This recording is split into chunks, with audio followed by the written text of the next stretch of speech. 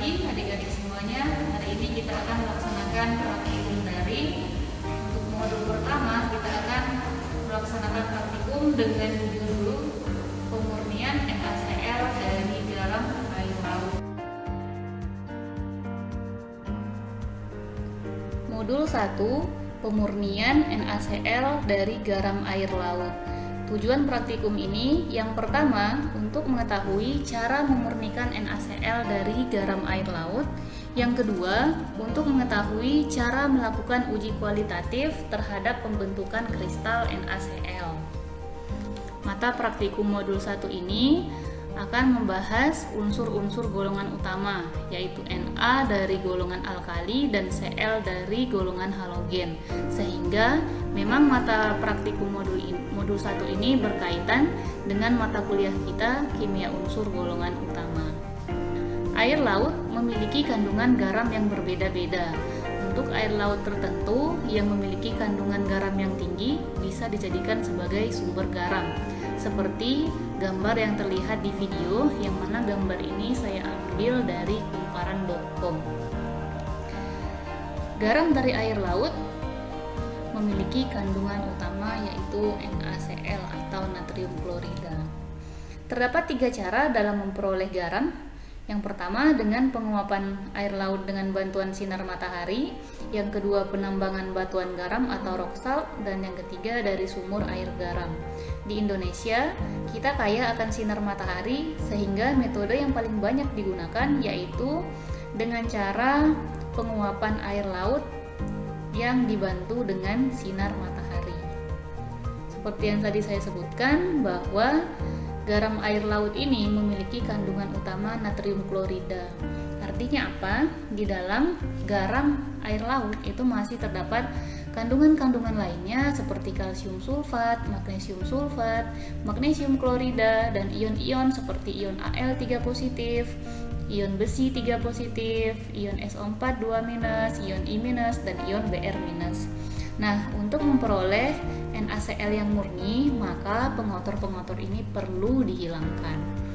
Adapun pemurnian NaCl dari garam air laut terdiri dari 2 metode.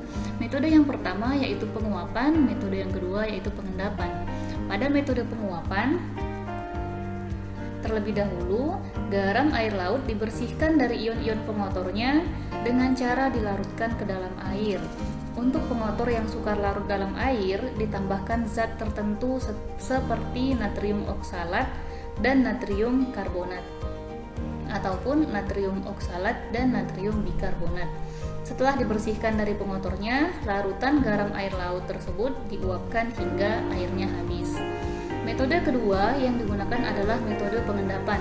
Pada metode ini, seperti gambar yang terlihat di samping, ini adalah rangkaian alat yang kita gunakan. Jadi pada praktikum ini kita akan memurnikan air laut dengan metode pengendapan.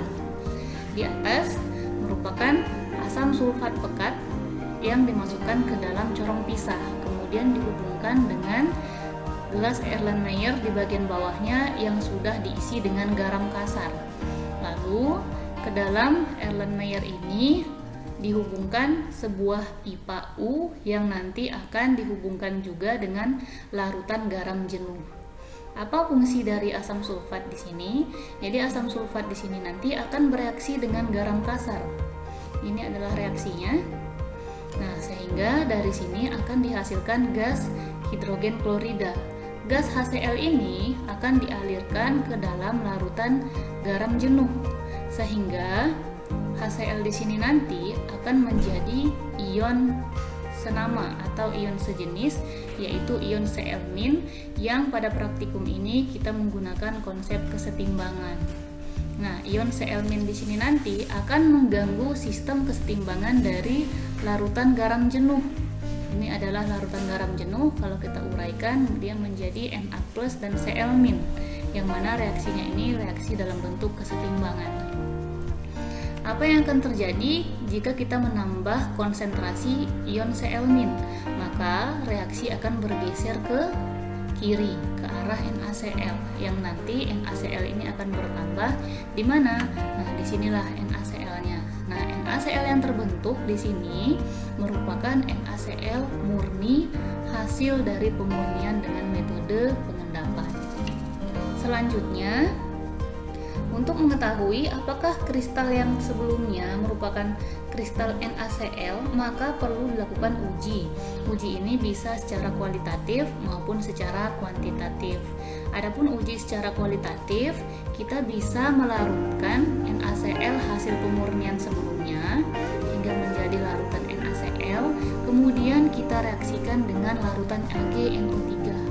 Apabila nanti terdapat endapan putih di sini, maka bisa dipastikan NaCl yang kita hasilkan sebelumnya benar-benar NaCl yang murni. Namun jika tidak dihasilkan endapan putih, mungkin kita masih memiliki beberapa keliruan dalam proses pemurniannya.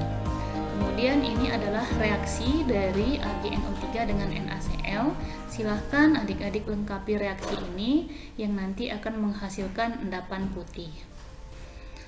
Lalu uji kuantitatif untuk kristal NaCl bisa dilakukan dengan menggunakan alat XRD atau X-ray diffraction, yang mana dengan alat ini kita bisa mengetahui bagaimana struktur kristal NaCl, kristalinitasnya, dan juga kemurniannya. Seperti gambar di samping, gambar di sini di video ini merupakan struktur dari NaCl, yang mana strukturnya adalah face center cubic. Adik-adik bisa melihat di setiap sudut kubusnya kita akan menemukan ion Cl- yang diselingi dengan ion Na+. Geometri molekulnya adalah oktahedral.